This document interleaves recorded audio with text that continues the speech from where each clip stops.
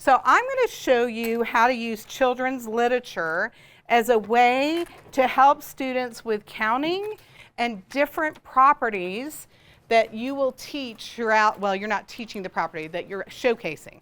Because we talk about the different properties, but remember, we don't teach the actual properties, okay? Because they don't need to know that. What they need to know is that there's different strategies that we can use in order to count or put things together or take them apart. So I love this book. It's called The Grapes of Math. What's great about it is that it has a different scenario on each page, okay? So I'm going to do the first page. I'm going to read the first page for you. This is called Grapes of Math by Greg Tang. Fish School. Of all the creatures in the sea, a fish is smart as smart can be. While others swim and play it cool, a fish is happy in a school. How many fish are in this class? Answer quick and you will pass. Here's a hint, a little clue. When counting fish, just look askew. How many fish are there? How many fish are there? I want you to use any strategy you want.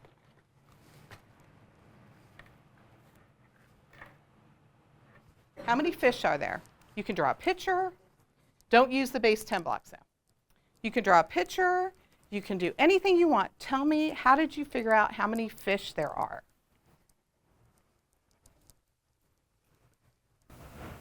Did you, so tell me what you did here. Did you count each row? Like, how did you get this total?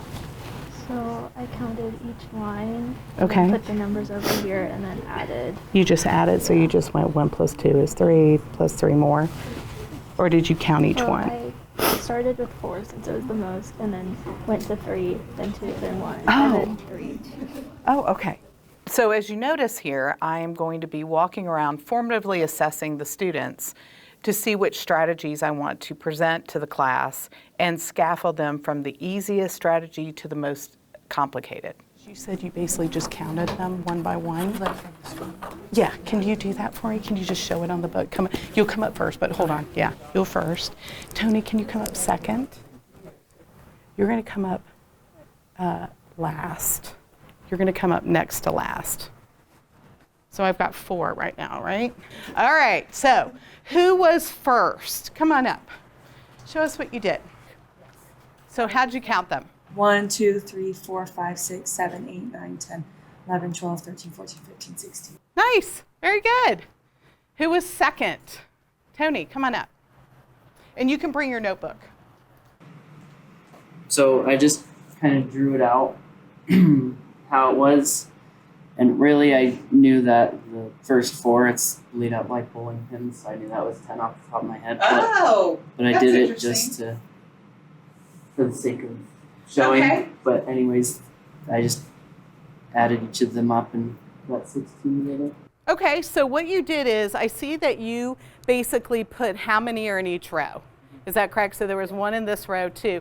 And then I noticed this here. What is that? That's me adding them up. So 1 plus 2 is 3, 3 plus 4 is 7, and the next step would be. Oh, okay, so then you added 1 plus 2 and you got 3, 3 plus 4 and got 7, 3 plus 2 and got 5, and then you had the 1 left here. So now you're left with 3, 7, and 6. So what did you do here? Why did you add 7 and 3 together? I was just adding them all up, and that's just the order they. Okay, just came down. All right, good. And so then this was 10, and 5 plus 1 is 6, and 10 plus 6 is 16. Nice. And I like how you got a 10 here. So that made it really easy. It just happened to work out 7 plus 3 is 10, and then 10 plus 6 is 16. Excellent.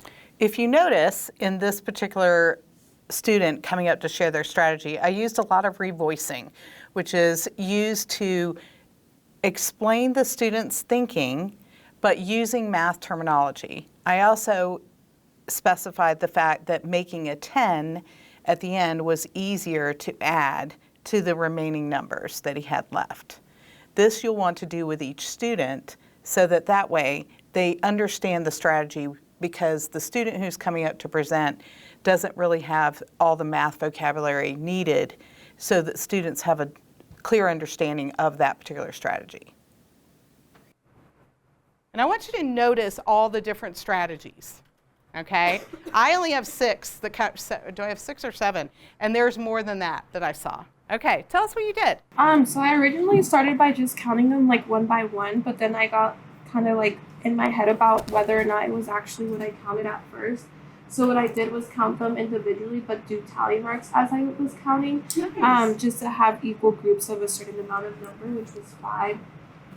So then I counted them I counted the tallies one by one as I was counting the fish, but then I went over to like check my work in a sense, and just went 5, 10, 15, 16. So when you were counting them, you were looking at them and going 1, 2, 3, 4, and then you did a cross for 5. So this shows that this is 5 with tally marks. And then once you did that, then you could very easily count by 5s. 5, 10, 15, plus one more is, I like the use of the tally marks. Excellent job. And you were number 3, right? Who's 4th? Coming up, Emma. So this is what my paper looks like. And basically, I just did 1 plus 2 is 3, and then 3 plus 3 is 6. And then I took that and added 4 to it. So 6 plus 4 is 10, and 10 plus 3 is 13. 13 plus 2 is 15, plus 1 is 16. Can you show me your sheet of paper again so you see that? So I like how you put together addition sentences here. So you added the first 2 rows and got 3. And then you said, oh, I'm going to add 3 plus the 3 on that next row. And you just kept doing repeated addition, basically, and kept adding on until you got to the end, which was 16. Good. I like your addition. Good. Okay. You were 4th, right? Yes. 5th. And this is why you number them, like when you're walking around, if they have a lot of strategies, because you're not going to remember who first. Alright, so I just copied the fish down on my paper, and then I just circled them by 5s, and then this was my first group of 5s, and then I added 5 to get 10, and then added another 5 to get 15, and then there was a singular guy, so added 1 to get 16. What does the student know? How to put them into groups. Put them into groups. What else? Because what did you do after that? After you put them in groups of 5s, what did you do? Did you count by? 5s. So what does the student know how to do? Skip count. Do you see that? So I want you to notice how I'm scaffolding these strategies. What did I start with? Counting individual, right? Then what was next? Tally marks was one of them, right? What was the next one? Yeah, Tony, right? And he did a pyramid. He just literally counted each row and then added them together. But he didn't make number sentences. Did you see that? He didn't make addition sentences. So why then the next one was Emma, and Emma had addition sentences. Do you see that? So they're now seeing how these strategies scaffold from easiest to more complex. And we're not even done yet. So the reason I'm showcasing this one is because it's a different way to group them, right? But it also highlights what? Skip counting. Good. Excellent. Thank you. All right. Who is next? 6? Come on up. Now watch this. Now this is what I talk about where do not skip any strategies. Oops. Okay, so what I did was I knew that there were 2 1s, 4 2s, 6 3s, and 4. I don't know. And so then I did 2 plus 4 is 6, 6 plus 4 is 10, and that equals 16. Now, does anyone notice what that is? What does she have in there? Parentheses, okay? Different way, thinking about different ways to group them because she knows that she can do 2 plus 4 and 6 plus 4 and then do the 6 plus 10. Do you see that? Excellent. Okay? Who's next? Sorry, Abby, I keep looking at you, Sierra. I want you to come up. So desperate. So what I did was I just looked at it and I saw that the top and bottom were equal. So I just counted the top and saw that there were 6 fish, and I kind of left this 4 fish like for last. So I just did 6 times 2 to get 12, and then I added my 4 fish at the end. Okay, so basically what you did is you looked at basically, so keep this row out. So you looked above this row, this is 6, and then you knew this was also 6. Yeah. So, and what is this? Multiplication sign. Multiplication, what does that mean? When we do, what does that mean? You have 2 groups of 6. Oh, and 6 plus 6 is 12.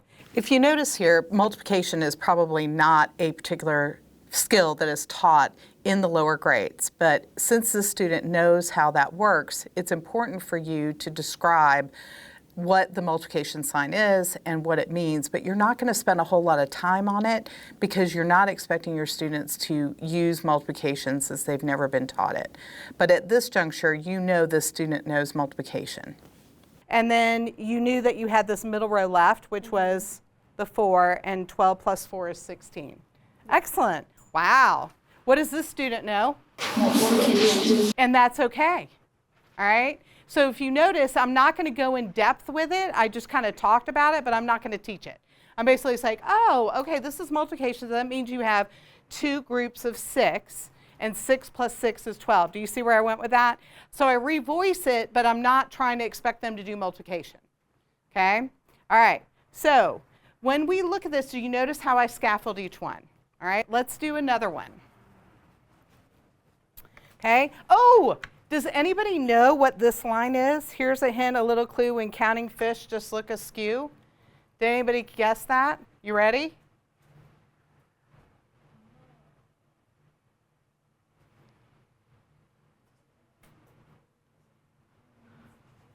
What do we see? Yep, and what in like an array, right? But how many are there? Do you see? There's 4 rows of 4. That's what it meant by look askew. Some get it, some don't. It's okay.